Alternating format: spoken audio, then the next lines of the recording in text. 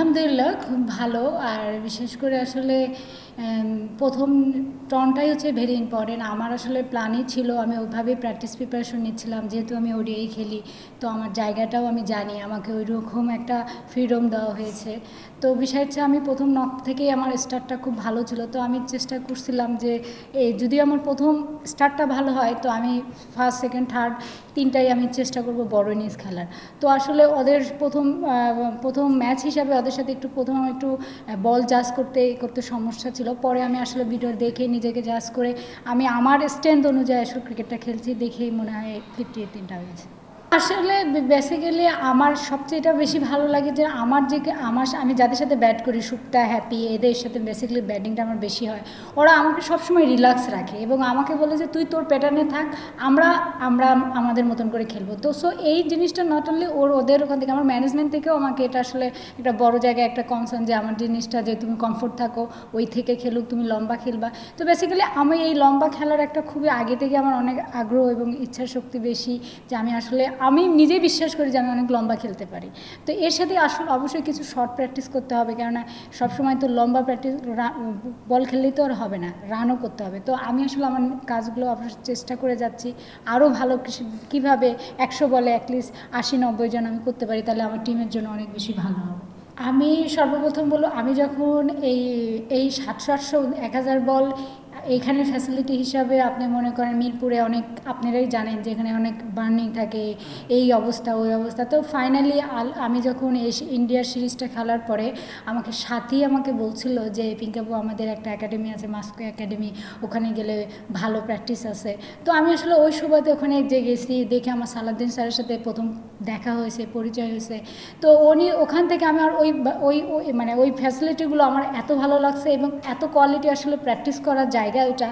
যদি কোনো প্লেয়ার যদি চায়, ইচ্ছা শক্তি প্রকাশ করে যে খেলতে চায়, ভালো প্লেয়ার হওয়া যায়, ওখানে অসাধারণ ফ্যাসিলিটি। তো ওখান থেকে আমার ওই পেশেন্টটা আরও বেশি তৈরি হয়েছে। এখন আমি প্রতিদিন প্র্যাকটিস করলে সত্যি কথা আমি 1000-1500 ছাড়া বল খেলতে, মানে এর কম বল খেলি না। আমি প্র্যাকটিস আমার এটা থাকবেই, এটা আমার রুটিন।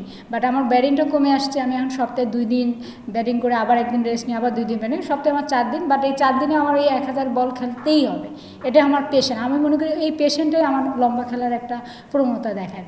আলহামদুলিল্লাহ, অবশ্যই আপনি যখন একটা ব্যাটার হয়ে যখন এইরকম বড় মাইন্ডফুল করবেন, দলের জন্য একটা ভালো স্টার্ট দিতে পারবেন, অবশ্যই ব্যক্তিগত মধ্যে একটা স্যাটিসফাই লাগে যে আমি আসলে দলের জন্য কিছু করতে পেরেছি।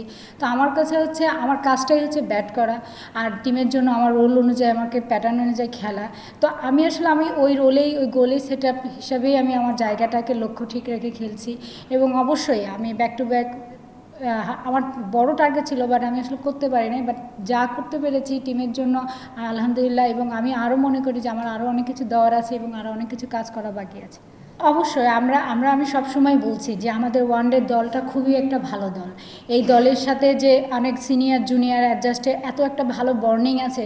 এই টি20 আসলে কখন কি করা যায় এটা আসলে বলা যায় না, কিন্তু ওয়ানডে দলটা অনেক শক্তিশালী এবং টপ অর্ডার ব্যাটাররা অনেক কাজ করে এবং পরিশ্রমী। আমি মনে করি এই প্যাটার্ন অনুযায়ী যদি ম্যানেজমেন্ট আমাদেরকে সময় দেয়, আমাদের উপর বিশ্বাস রাখে, তো আমি মনে করি যে অবশ্যই আমরা ওয়ার্ল্ড কাপে অনেক ভালো করছি। আমি আসলে অনেক বড় টার্গেট এটা আসলে বলতে পারছি না, বাট আমার মনে হয় যে পাইপলাইনে যে ব্যাটারগুলো তৈরি হচ্ছে, এখনও আসতেছে, আমার মনে হয় এই প্যাটার্ন অনুযায়ী যদি আমাদের লক্ষ্য কাজ করতে পারি, তা আমার মনে হয় ওয়ার্ল্ড কাপটা আমাদের জন্য খুব বড় একটা সুযোগ হবে, যে অনেক বড় খেলার।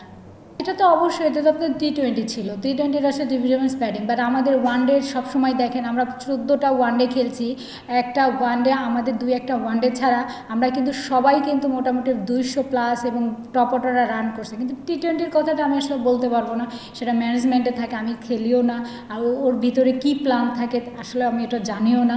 বাট যারা খেলে অবশ্যই তাদেরকে একটু সময় দিতে হবে। টি20 আসলেই অনেক একটা বড় একটা হার্ড হিটিং লাগে, রান লাগে, আর আমাদের তো ওই হিসাবে টুর্নামেন্টগুলো খুবই কম। এই হিসাবে আমি মনে করি মেয়েরা যা খেলতেছে আলহামদুলিল্লাহ অনেক ভালো। যদি একটা দুটা টুর্নামেন্ট টি20 করা যায়, সেই হিসাবে আমার মনে হয় যে আরেকটু ভালো হবে। আর আমাদের ওয়ানডেটা কেন ভালো হয়, বিকজ আপনারা জানেন আমরা একটা ভালো প্রিমিয়ার লিগ খেলি এবং তার সাথে আমাদের ন্যাশনাল লিগ আছে, এবং আমি বলছি আমাদের প্রাইভলাইনে অসংখ্য ওয়ানডে ব্যাটসম্যানরা আছে এবং আরও বাইরে আছে। তো এইগুলো যদি আমরা ইনক্লুড করে একটা ভালো দল করার জন্য, আমার মনে হয় এর চেয়ে আর বড় সুযোগ কোথাও নেই। আর আমার নামটা তো আগে ছিল ফারজানা, হ্যাঁ, আমি কিন্তু নামটা চেঞ্জ হয়েছে, আমি করছি। তো আমি চাবো আপনারা আমাকে ফারজানা বলেই কল করেন, কেন এই জিনিসটা আসলে অনেক মিস্টেক হতে হতে আমার ফারজানা আসলে আমি নিজেই কনফিউজ হয়ে যাই যে আসলে কে কোথায় আমার থেকে ডাকতেছে। তো আমি মনে করি আপনারা আমাকে ফারজানা বলে যেদের চেষ্টা করবেন যে এভাবে কল করেন। ফারজানা আসলে বেসিক্যালি আমার নামটা পিঙ্কি, আর ফারজানা এটা আসলে আমার আসলে অফিসিয়াল নাম।